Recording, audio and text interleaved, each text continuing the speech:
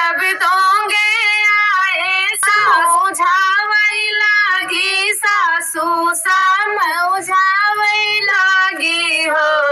बहुअर समाजी बूझी रोटिया पोयू खवैया तोहरे ढेर बाटे हो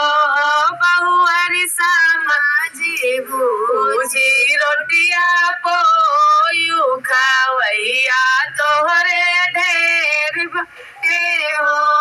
दूसरी बार जब दोंगे आए सासू समझावई लागी सासू समझावई लागी हो बहुअर समाजी बूझी रोटिया पोयू खवैया तोहरे ढेर बाटे हो बहुअर समाजी बूझी रोटिया पोयू खवैया तोहरे ढेर बाटे हो घोंघा भर के दाल दीही सुतुही में पीसान दीही सुतुही में पीसान दीही हो बहिनी मिली के पतवा पे चावल दीही बबुरे के पात पे नून दीही हो बहिनी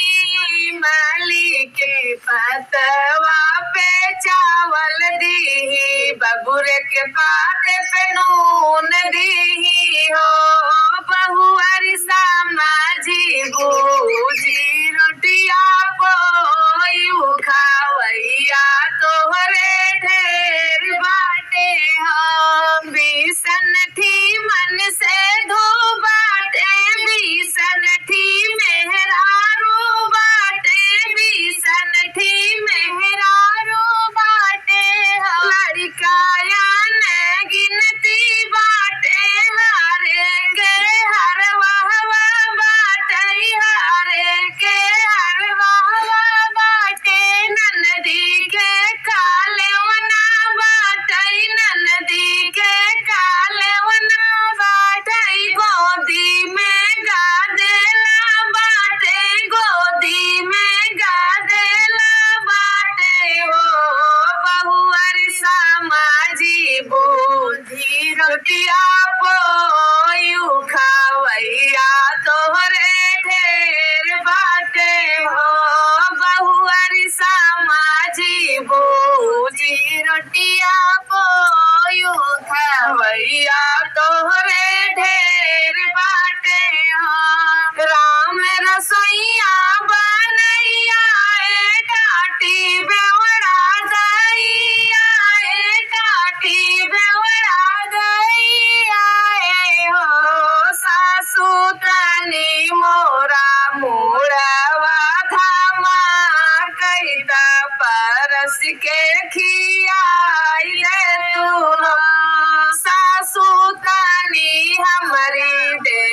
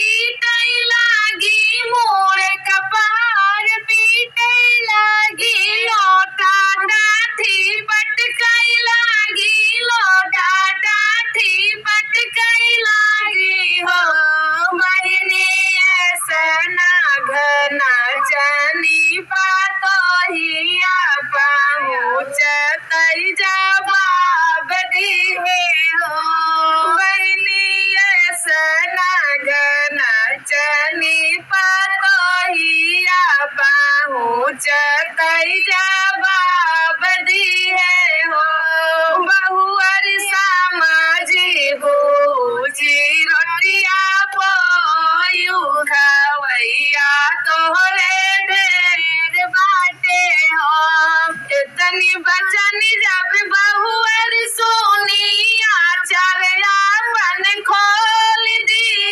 पल्लू उड़ाई दी हो सासू सुनी ले तू हमारा हवालिया त हम का बतावऊ हो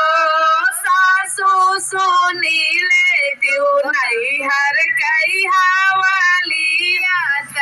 अपने कायदा मेरा